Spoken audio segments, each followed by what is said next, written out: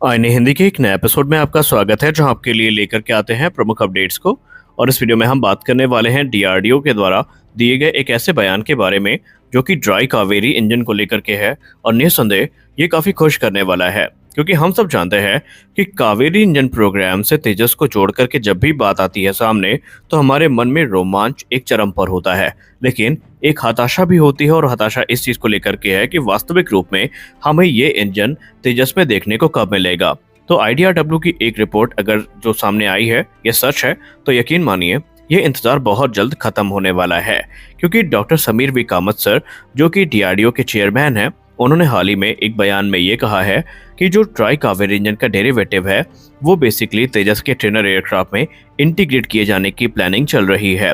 जी हाँ, defence research and development organisation इस समय ड्राई कावेरी इंजन का एक डेरिवेटिव जो इंजन है ये तेजस में इंटीग्रेट करने की तैयारी कर रहा है। और यहाँ पर तेजस के जो ट्रेनर वेरिएंट हैं इनका इस्तेमाल किया जाएगा।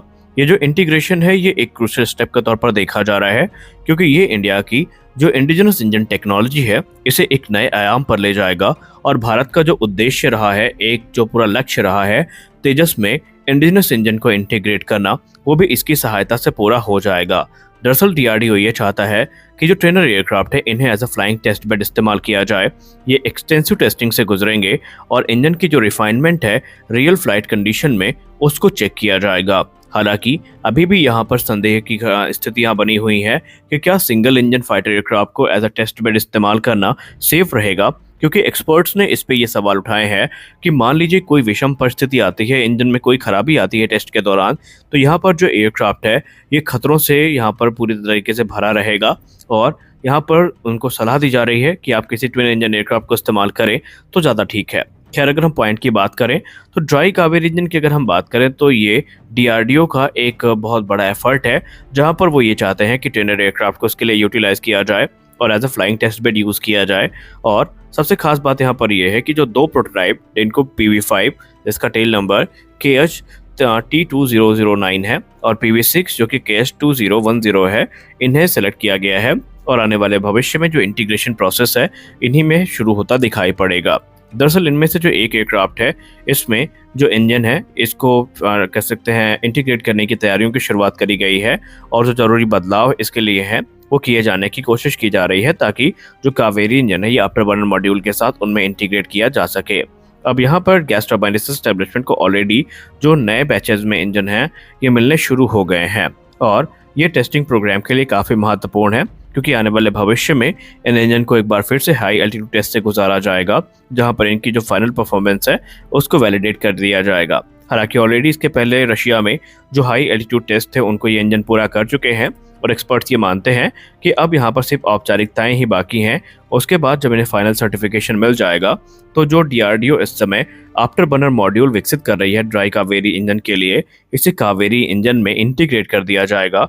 और इसकी सहायता से तकरीबन 73 से लेकर के 75 क्विंटन का जो थ्रस्ट है वो जनरेट करने की यहाँ पर बात की जा रही है। हालांकि तेजस के लिए जो डिजायर्ड थ्रस्ट है ये 84 किलोन्यूटन का है, लेकिन ये जो इंजन होगा कावेरी इंजन भले ही थोड़ा कम थ्रस्ट जनरेट करेगा, लेकिन फिलहाल इसका जो इस्तेमाल है ये टेस्टिंग पर्पस में किया जाएगा। इससे जो वैल्यूएबल डेटा है ये प्राप्त किए जाएंगे और उसी के आधार पे एक जो नया इंजन है ये विकसित किया जाएगा। क्योंकि हम सब जानते हैं, पहले भी डीआरडीओ से रिपोर्ट सामने आई है कि डीआरडीओ ड्राई कावेरी इंजन का इस्तेमाल एज अ टेस्टिंग कर रहा है, और जो डेटा प्राप्त होंगे उनके आधार पे कावेरी 2.0 का निर्माण किया जाएगा।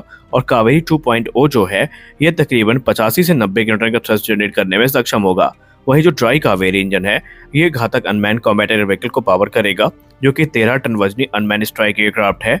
और इसके अलावा जो ADE है यानी एरोनॉटिकल डेवलपमेंट एस्टैब्लिशमेंट, ये भारत के जो 5th जनरेशन फाइटर एयरक्राफ्ट हैं इनके लिए जो है काफ़ी बढ़िया काम करने का प्रयास कर रहा है, क्योंकि जो घातक UCAV होगा ये AMCA के साथ ही काम करेगा। और इस समय ADE यही चाहती है कि कावेरी इंजन के साथ इन ड्रोन्स को जल्द से जल्द तैयार किया जा सके। अब अगर हम जेट इंजन की बात करें तो ये भारत के लिए काफ़ी महत्वपूर्ण है, क्योंकि जब तक ये नहीं आ जाता सही मायने में हमें जो आत्मनिर्भरता है ये प्राप्त नहीं होगी डिफेंस सेक्टर में। जेट इंजन को सबसे कॉम्प्लेक्स टेक्नोलॉजी में माना जाता है, और इनको डेवलप करने के लिए जो अलग अलग मेटलर्जिकल चैलेंजेस हैं इनका सामना करना पड़ता है। इसके लिए एक्सपर्टीज़ और एक्सपीरियंस के भी बहुत ज़्यादा ज़रूरी यहाँ पर ज़रूरत पड़ती है। सबसे खास बात यहाँ पर ये होती है कि जो टरबाइन ब्लेड्स का हाई रोटेशन होता है और एक्सट्रीम टेम्परेचर में ये ऑपरेट करते हैं, ये बेसिकली जो एलॉय की रिलायबिलिटी है इसको भी टेस्ट करने के काम में आते हैं। यानी जो कोर होता है वो जो एक्सट्रीम टेम्परेचर में ऑपरेट करते हैं, तो इससे जो एलॉय की रिलायबिलिटी है ये भी सामने आती है। और इस प्रकार के विशेष मटेरियल को विकसित करने के लिए बहुत ज़्यादा एक्सपर्टीज़ की ज़रूरत पड़ती है। गैस टरबाइन रिसर्च एस्टेब्लिशमेंट के द्वारा इस प्रोग्राम की शुरुआत 1989 में ही कर दी गई थी, जहां पर उद्देश्य था कि तेजस को पावर करने के लिए एक उन्नत इंजन विकसित किया जाए जो कि 80 किलोटन से ज़्यादा का थ्रस्ट जनरेट करने में सक्षम हो। हालांकि यहाँ पर दो चीज़ें थी या दो बड़े चैलेंजेस थे जिनका सामना उनको करना था। पहला तो ये था कि भारत में इस प्रकार के जो लो बाईपास इंजन है इनको डेवलप करने का कोई एक्सपीरियंस नहीं था, और सबसे खास बात यह है कि भारत के पास ज़रूरी इंफ्रास्ट्रक्चर भी नहीं थे, जिसके चलते सही समय पर ये इंजन विकसित नहीं हो पाया। और बीतते समय के साथ हम सब जानते हैं कि तेजस में भी जो बदलाव है ये होते रहे और बाद में उनकी थ्रस्ट रिक्वायरमेंट भी बढ़ती रही। और एक समय सितंबर 2008 के पास ऐसा आया था जब तेजस को इस प्रोग्राम से या कावेरी इंजन को तेजस प्रोग्राम से डीलिंक कर दिया गया था, और 2014 में कम्प्लीटली ये प्लान अबेंडन कर दिया गया कि कावेरी इंजन तेजस में इंटीग्रेट किए जाएंगे।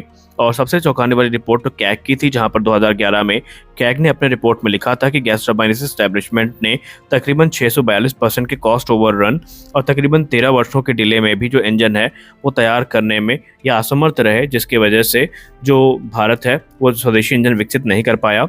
हालांकि गैस टरबाइन रिसर्च एस्टेब्लिशमेंट ने खुद को ये कहते हुए डिफेंड किया था कि जो यूएस टेक्नोलॉजी रिस्ट्रिक्शन थी और भारत में state of the art wind tunnel का ना होना था, ये इसके लिए एक महत्वपूर्ण जिम्मेदार फैक्टर है। और अभी भी भारत में आपको जो हाई एल्टीट्यूड टेस्ट फैसिलिटी है वो देखने को नहीं मिलती, जिसकी वजह से इंजन प्रोग्राम में काफ़ी डिले का सामना करना पड़ता है। हालांकि उस समय भी गैस टरबाइन रिसर्च एस्टेब्लिशमेंट ने ऐसा नहीं था कि कोई काम नहीं किया था। अब तक तकरीबन जो 9 फुल प्रोटोटाइप इंजन थे वो तैयार किए जा चुके थे, और जो 4 कोर इंजन है ये भी बनाए जा चुके हैं, जिनसे 3217 घंटे की जो इंजन टेस्टिंग है वो कंप्लीट की जा चुकी है। अब यहाँ पर करंट स्टेटस की बात करें तो हमने ऑलरेडी आपको बता दिया है कि इस समय फाइनल सर्टिफिकेशन से ये गुजरने वाले हैं। और अच्छी बात इस प्रोग्राम के लिए ये है कि गैस टरबाइन रिसर्च एस्टेब्लिशमेंट के साथ जो भारत की प्राइवेट कंपनियां हैं, जिनमें आज़ाद और गोदरेज एंड बॉयज़ का नाम सामने आया है, वो काफ़ी महत्वपूर्ण काम कर रहे हैं। फरवरी 2023 में गोदरेज एंड बॉयज़ को एक बड़ा कॉन्ट्रैक्ट मिला था GTRE से, जहां पर वो 8 मॉड्यूल 6 ड्राई कावेरी इंजन के जो है उनका मैन्युफैक्चर करने वाले थे।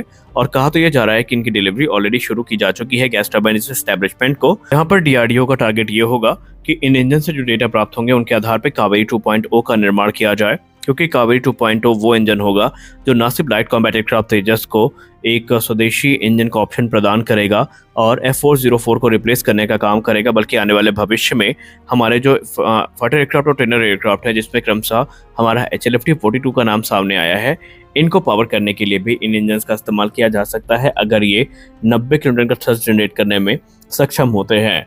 और सबसे खास बात यह होगी कि जो मिड लाइफ अपग्रेड तेजस को मिलेगा उसमें हमें इंजन स्वैपिंग देखने को मिलेगी, और ऐसे में एक बड़ी अपॉर्चुनिटी हमारे पास होगी लाइट कॉम्बैट एयरक्राफ्ट तेजस में स्वदेशी इंजन को इंटीग्रेट करने की। तो आज के इस वीडियो में बस इतना ही। मिलते हैं अगले वीडियो में कुछ और अपडेट्स के साथ, तब तक के लिए जय हिंद।